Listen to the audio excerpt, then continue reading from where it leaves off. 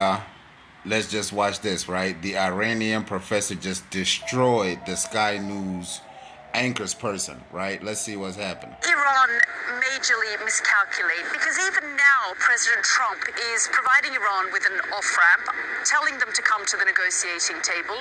At what point will Iran take that offer? Well, according to your narrative, Iran always miscalculates. It's a regime. I heard the regime 20 times in the last 10 minutes as I was listening. You sound like past news agency upgraded during the Soviet Union. And you say the regime is unpopular and is killing its people. When General Soleimani was murdered by the same Trump that you talk about, millions of people came to the streets of this city, Tehran, that I'm in. So how is it that he's so unpopular?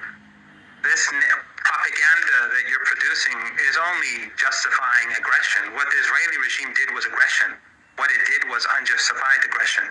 And Netanyahu has been saying for over 30 years, some say up to 40 years, he's been saying that Iran's on the verge of creating a nuclear weapon. And thanks to people like you, he gets away with these lies. Can we talk a little bit about the regimes? Saying regime, I think it helps you contain your contempt for independent countries. You after all, you work for Sky News. It's understandable.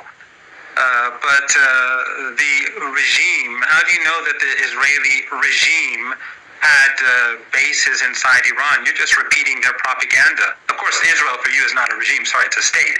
But it's a genocidal state carrying out extermination in Gaza, but that's not really important. Are you denying the top commanders were killed? Oh, so you mean what you're referring to basically is an attack, an act of aggression, that they suddenly fire missiles at civilian targets at apartment buildings and slaughter people in those apartment buildings, slaughtering whole families. For you, that's targeting. That's a really sophisticated act. One of the buildings that has some of these commanders, one or two of these commanders, was a large apartment building where they killed everyone, 60 people, 20 children. That's not important for people like you, but that's important for people like us. For you, people like you who support ethno-supremacism.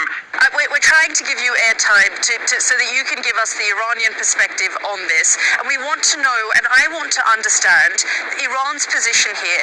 Will you come to the negotiating table now? Donald Trump, after these series of airstrikes and this attack was launched, called on Iran to come back to the negotiating table.